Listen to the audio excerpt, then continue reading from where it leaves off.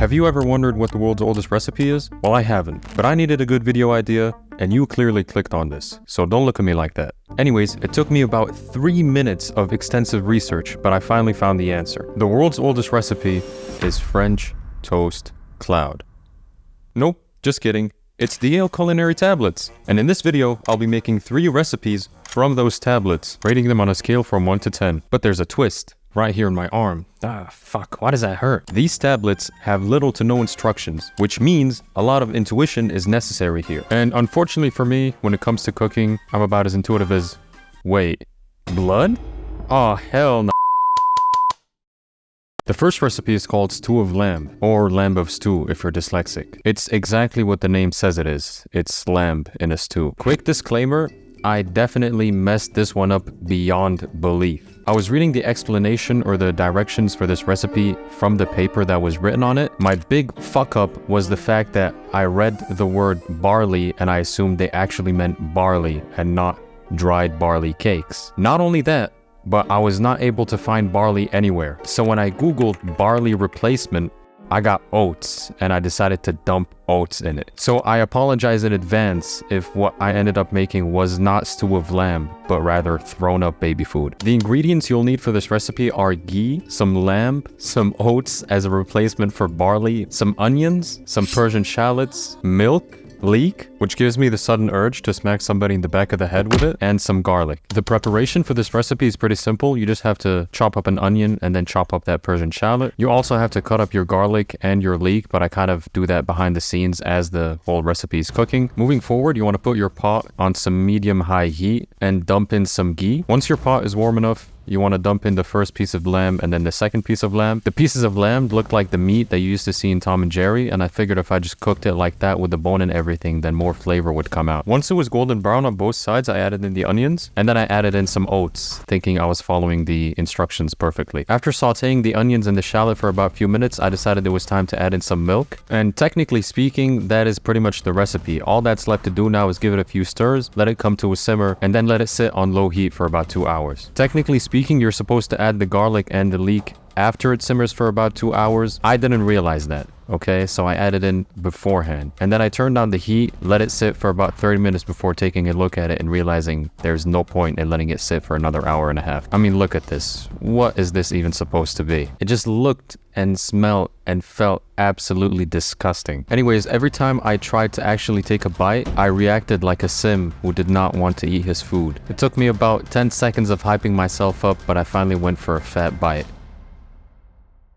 I'm a firm believer of treating your body like a temple and not just shove garbage into that temple. I mean, taste-wise, it's definitely okay. You can eat this without throwing it up. The meat is very bland and most of the flavor actually comes from the leek and the onions. Garlic is nowhere to be spotted and I hate the texture. You're unable to discern what is actually entering your mouth. It could be meat, it could be oatmeal, it could be leek. You'll never find out because for the most part, you can't really taste anything. I apologize for fucking this recipe up. It probably would have been like a 6 or a 7 out of 10 if you did it properly. Based on what I just made, this is probably a 3. If I was a dumb baby, I would probably rate it a 7. The second recipe is called tuhu, and I promise you, I did this recipe right. It's very similar to the first recipe, except it uses much more ingredients. Quick fun fact, to this day, a similar recipe is being made in modern day Iraq. The ingredients you're gonna need for this recipe are lamb meat, again, ghee, again. You also use beer in this recipe, but I replaced it with beef stock because I don't really want alcohol in my food. 1 small onion, 250 grams of rocket. Why is it called that? Some Persian shallots, some coriander, cumin, red beets, not by Dre unfortunately, some leek, and some garlic. The preparation is kind of straightforward. You have to chop up the onion first, then the red shallot, afterwards your beets into some bite-sized pieces. I also tried to thinly slice the coriander as much as possible, and I did the same for the rocket. Seriously, why is it called that? Once the preparation was out of the way, I brought out my big pan. This one I don't really have a name for, so you guys can choose one if you want. Once it was warm enough, I dumped in the lamb, this time chopped and without any bones. Fuck all that Tom and Jerry shit. Once the lamb was fully cooked through, I added in the onions, sauteed them for a few minutes, and then decided to dump in the rest of the ingredients. I cooked them for about 5 minutes till they all were incorporated. And last but not least, I added in the beef broth, some water, and a dash of cumin. Once it came to a boil, I reduced the heat and then I added the leek and the garlic, letting it sit for about an hour and a half to 2 hours. Once 2 hours have passed, this is what it looked like, and I promise you, it smelled even better. Without missing any red beets, I brought out a plate and dumped some of that good old tuhu into it, and I decided to go for a bite. This time around, I wasn't really hesitant, and for all the right reasons. Surprisingly enough, it had an incredibly modern taste. It was borderline terrifying how it tastes like modern day food. Not for Western standards, but for Eastern standards. I grew up in Syria, and this pretty much tastes like something my grandma would have made for us back then. I mean, my kitchen literally smells like my grandma's kitchen, and I'm in awe at how nostalgic this tastes. All of the flavors combined well nicely. And the red beets are a nice touch as well. Really is a great mishmash of flavors. This is probably a 7 or an 8, and I'm very much surprised as to how well it holds up in comparison to today's standards. Also, I choked on some rocket and damn near threw up. Seriously, why is it called that? The third recipe is called pashrutum, which is old Mesopotamian or Babylonian or whatever language they spoke back then for unwinding. It's one of the 4 vegetarian/vegan recipes on the ancient tablets. Here's another fun fact.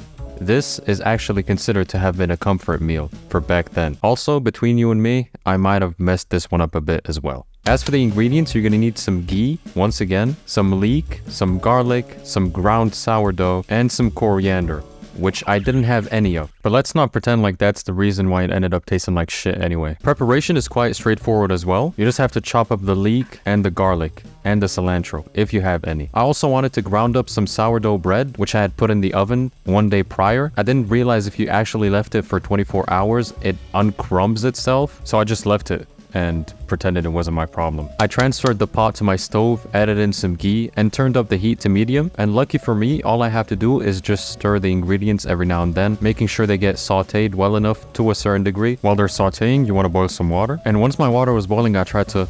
fuck. Oh my god. Oh lord. Oh god. What an unflattering angle, bro. Shit. Yes, baby. I wonder what happens if I do this.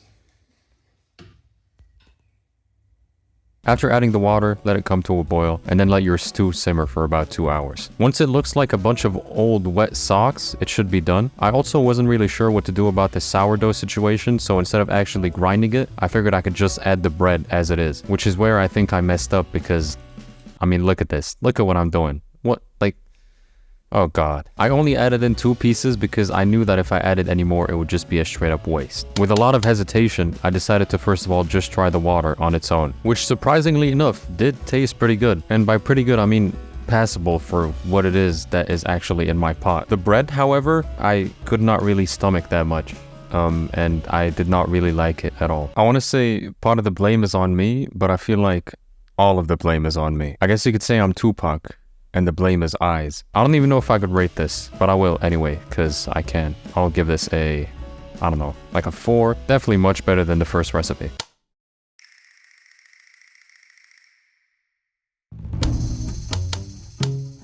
Hey, bonus recipe, how about that? This recipe is called mersu. It has nothing to do with the tablets that I mentioned in the intro, but it still is one of the most ancient recipes. I figured I wanted to end the video on a good note, and what better note than what is perhaps the world's oldest 3-ingredient recipe. For this one, you're gonna need dates, pistachios, and some butter. The first step is to prepare the dates, pitting them one by one. I'm currently cutting for the gym, so I didn't want to make too much of this. I figured 4 dates would be more than enough. Also, for some reason, the box of dates smelled like somebody's asshole. I put them in a small bowl, then I added some warm water to them so I could soften them up. Once that was done, it was time to prepare some pistachios. We don't really need the whole pieces, but rather we want to crush them, which is why I'm putting them in that bag. Once I had enough pistachios in the bag, I decided to beat them like they owe me money, but not too much money, probably like around 100 to 200 euros. I emptied them out in a small bowl and decided to go back to the dates. They had already softened in that short amount of time, and I was able to turn them into a paste-like consistency. Before adding the butter to the pistachios, pistachios, I took half of them and then added them to the dates, mixing them together quite well. And then I added the butter to the rest of the pistachios, which will be used as an outer shell, if you will, for the mersu. Once your pistachio date mixture is ready, you want to turn them into small-sized balls and then dump it into the buttered up pistachios, making sure the entire surface area is covered. And that's pretty much it. That's all you have to do. After letting them sit in the fridge for about an hour, I decided it was time to try them, and I shoved a big ball in my mouth. Not long after, I shoved the second ball in my mouth. For something so ancient and basic, it definitely tasted pretty good. It's nothing mind-blowing, but for the amount of ingredients, you get what is, in my opinion, an upper scale dessert. If you have the time and patience, you can definitely try this. The sweetness of the dates is not overwhelming, and the pistachios balance everything out nicely. I'd give this an 8 out of 10. With that being said, I think our ancestors for the most part ate like shit, and thank God for lasagna.